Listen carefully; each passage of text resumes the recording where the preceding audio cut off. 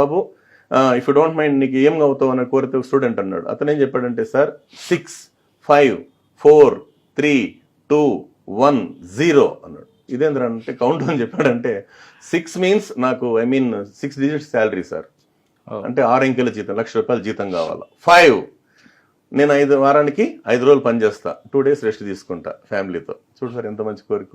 4 4 చక్రాల కారు కావాలి. 3 3 bedroom flat, ఒకటి నాకు నా భార్యకి, మా అమ్మ నాన్నకి, నా బిడ్డలకి. 2 ఒక అమ్మాయి ఒక అబ్బాయి. 1 ఒకే పెళ్ళాం. 0 టెన్షన్ లేకుండా బతకడం. చిన్నప్పటి నుంచి సార్, అందుకే ఏం చెప్తున్నాము, 10th class, intermediate first year and second year, ఈ 3 సంవత్సరాలు ఎవరైతే హార్డ్ వర్క్ చేస్తారో 30 సంవత్సరాలు మహారాజులాగా మహారాణిలాగా బతుకుతారండి. ఇది పెద్దవాళ్ళు చెప్పిందే. నేను చెప్తాను, ఏదైతే నువ్వు ఇష్టపడతావు అది నీకు వెనకటికి ఇన్స్టాల్మెంట్ లైఫ్ లేని బతకచ్చు కదా సార్, ఇన్స్టాల్మెంట్ లేని లైఫ్. అదే క్రమంలో ఇంకో చిన్న మోరల్ స్టోరీ ఉంది సార్. ఒకసారి US లో చిన్న ప్రయోగం చేశారంట సార్. 100 మంది స్టూడెంట్స్ని క్లాస్ రూమ్లో కూర్చోబెట్టి వాళ్ళకి ఇష్టమైన స్వీట్స్ ఏమైనా రాసి ఇవ్వండిరా బాబు అంటే, వాళ్ళు లడ్డు, గులాబ్ జామ్, జాంగరీ అని చెప్పి అంత స్లిప్పులు రాసిచ్చారు. వాళ్ళకి ఇష్టమైన స్వీట్స్ సార్, రకరకాలు ఉన్నాయి కదా సార్ ఇష్టమైన స్వీట్స్. అది తెచ్చి ఏం చేశారు వాళ్ళు, అది జడ్జ్ చేసి ముద్ర పెట్టారు. చూపు అంతా దేని మీద ఉంది సార్ ఇంకా పిల్లలకి? స్వీట్స్ మీదే. అప్పుడు పిల్లలు చెప్తారు, నాన్న దేని మీద ఉందిరా చూపు? స్వీట్స్. ఓకే రైట్, నీకు నచ్చిన స్వీట్ ఆడుంది. వాళ్ళు చేయి పెట్టారు, రే ఆగండి అన్నారు. ఏమంటే 2 hours ఆ స్వీట్స్ ముట్టకూడదంట సార్. సచ్చిరా గుడ్డు. ఎవరైతే 2 గంటలు ముట్టకుండా ఉంటారో వాళ్ళకి మేము 1+2 ఇస్తాం అని చెప్పి డోర్ లాక్ చేసుకుని వెళ్ళిపోయారు. 2 గంటల తర్వాత వచ్చి చూస్తే, ఏమన్నా స్వీట్స్ ఉన్నాయా లేవంటే లేవు సార్ అంటారు. సరే, అప్పుడు మన దగ్గర ఉన్న సబ్జెక్ట్ ఏంటి, 60 members ఎత్తుకొని తినేశారంట sir.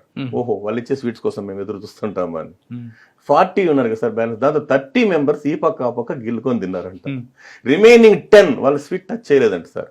After 20 years what they are doing now అని చెప్పి సర్వేకి పోతే, ఆ 60 members they are doing ordinary life sir.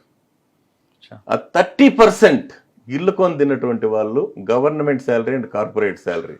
The remaining 10 వాళ్ళు ఎవరంటే, నువ్వు ఎదగడానికి ప్రపంచం కావాలి, ఎదిగిన తర్వాత ఈ ప్రపంచానికి నువ్వు కావాలి, కాబట్టి నీ కోసం ఈ ప్రపంచం ఎదురు చూసేటంత ఎత్తుకెదిగని చెప్పి శాలరీ కొట్టించుకునే విధంగా ఒక IAS ఉండొచ్చు, IPS ఉండొచ్చు, ఇండస్ట్రియలిస్ట్ ఉండొచ్చు, దమ్మున్న నాయకుడై ఉండొచ్చు, నాయకురాలై ఉండొచ్చు. Choice is yours. మీకు 60 కావాలా, 30 కావాలా, 10 కావాలా? చూడు సార్ ఎంత బాగా వింటారు సార్ పిల్లలు. అప్పుడు అందరూ మేము 10 సార్ అంటారు. అంటే మీ పని మీరు చేయండి, అంతే కదా సార్. మీకు కావాల్సిన చదువే కదా, చదువే. అందుకే శిల లాంటి బతుకుల్ని శిల్పంగా మార్చేదే విద్య, మనిషిని భగవంతుణ్ణి భాగ్యవంతుణ్ణి చేసేదే విద్య. సృష్టిలో ఇతరులకు ఎంత పంచినా మరింత పెరిగేది విద్య ఒక్కటే. రాజు రాజ్యంలో మాత్రమే పూజింపబడతాడు, విద్యావంతుడు ప్రపంచంలో ఎక్కడ ఉన్నా పూజింపబడతాడని చెప్పడానికి సార్. చాలా రాసినట్టున్నారు మరి.